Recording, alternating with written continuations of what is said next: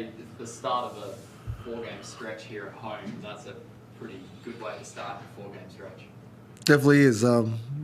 Definitely proud of how we battled this week at practice, and then coming into the game last minute, knowing that we're undermanned, and the way that next man standing, you got to step up and play. And I thought the way that this man next to me, with his mindset and how he came out and played and delivered and got after it from on the defense to the offensive end.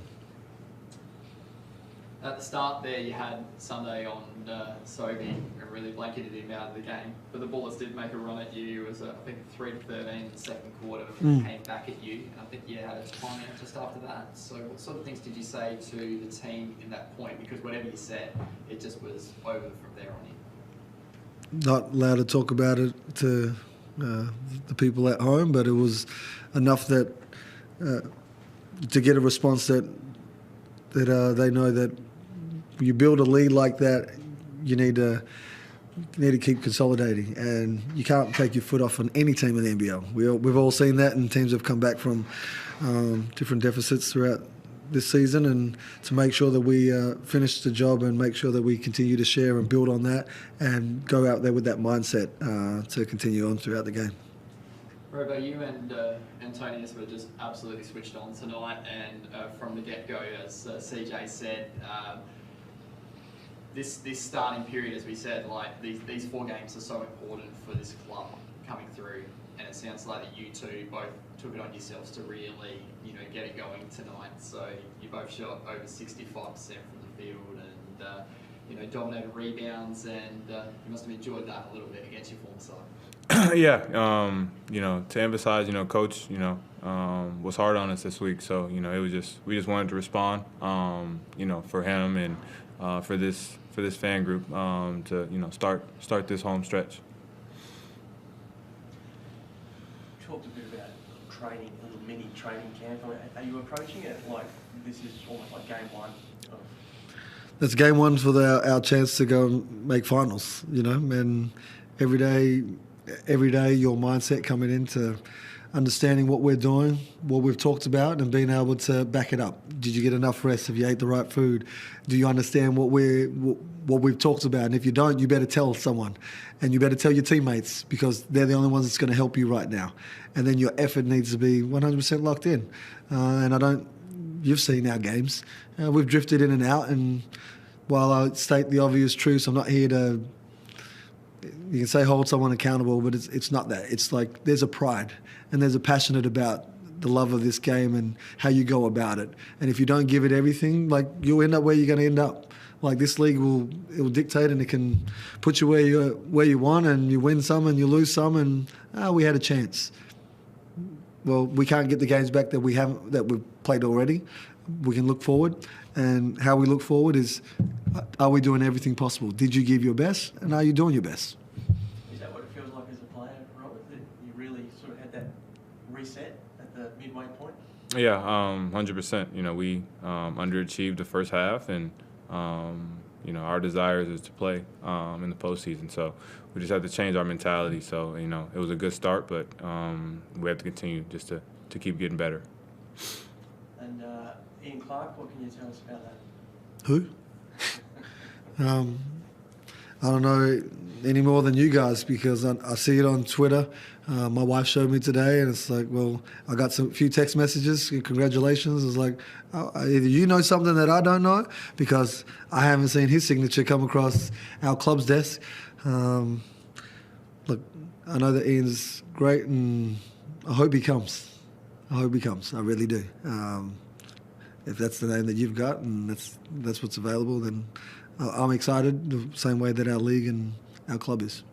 You had said on the radio on Friday you were hopeful within 24 hours. Is there?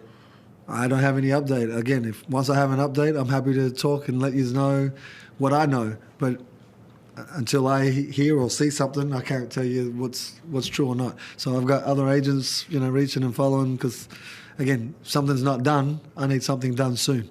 You have to play 7 games to qualify. They just got Andrew White in, and Andrew White, while it takes him a little while to get adjusted and coming off the plan and helping and doing your part and learning a few more plays, that's always tough. and whoever I bring in, whenever I sign someone or they sign, then I'll start doing my homework to get them across the line so they're up to speed. So when they get in here and they start playing, that they don't miss a beat.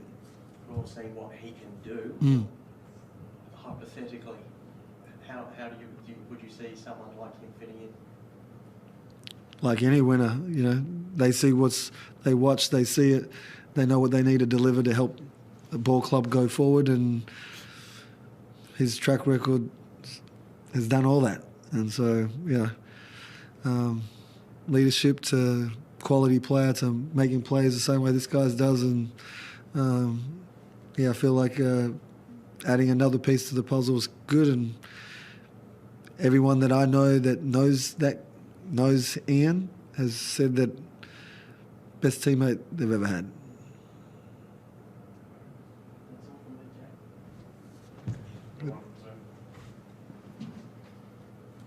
CJ, as a former Brisbane Bullets legend and your assistant coach there as well, do you have a sense of empathy and sympathy for what they're going through at the moment? Can you afford yourself to sort of have those feelings at this stage? Definitely feel for the club. Like, I was there when it got rebirthed. Kesselman, I was the first one employed, and from Larry Kesselman, and to see the ownership group come in, and there's always stuff that takes time. You've got to build it, you've got to grow it, and I thought that we were doing that and heading that thing in the right direction. Changes are made and people move on, and while it's not my baby, yes, I feel for Vandy and the players and the staff, and something that they got to sort out from working together. But where my heart lies is for the NBL, and where my heart lies is for this team. And while Brisbane has always been my home, this is where I'm at, and my focus needs to stay on my job. Yeah, and just for the game today, you opened up really strongly. It was a 17-3 start. Did you sense that something was brewing, that you were going to, you talked about how you a bit hard on the team, where you needed to sort of some tough love during the week or whatever, and that you sensed that maybe something good was really brewing in that start we really switched on? Well, we had a few conversations throughout the week, but they're just conversations. As you know, you need to see action, and what you got to see was the action. But not having DJ is next man standing. Like, certain things happen, so you need to keep believe in your own ability, and when you get an opportunity, you also got to deliver. Got a lot of guys that played international basketball, but if you don't put it out on show, when you get to do it and show that how you represent not only your country, we're wearing the Ghana people, and we're here to show respect and play for our club. And I mean, everyone will tell you that's what they want. Let's do it. Let's back it up. So I'm happy for our group, but I know that it's a short turnaround, and we've got another game, and I'll be seeing you guys real soon. And do you expect to have DJ back for the Monday game? Obviously, he's probably sitting in bed at the moment, I assume, not feeling too well. Do you feel like it's one of those things where he can bounce back from gastro? I mean, we've all had it, I guess. Yeah, well, I hope so. I mean, everyone takes everything different, from COVID to gastro to different things, but hopefully, he's been with the doc, and the doc's been in touch with him, so I like to think that he's doing everything that he can possibly do right now, and we'll see where that lies. But as of right now, I'll play like what I got is what I got. And just one for you, Robert. Robert, you saw Antonius Cleveland with that baseline dunk, and then he sort of hurt his hand. What's it like watching that as a teammate? And obviously you probably do it as well in practice. You probably go against each other with these sort of moves. How could you enjoy that like us fans do as well? Yeah, AC is a tremendous athlete, and he's big for us when he's out there playing above the rim and in the fast break and just getting still. So I'm glad he's okay, but that's something that I expect at AC. Thanks, guys. Thank you.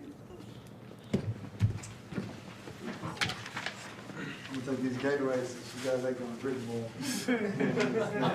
Proud of our sponsors.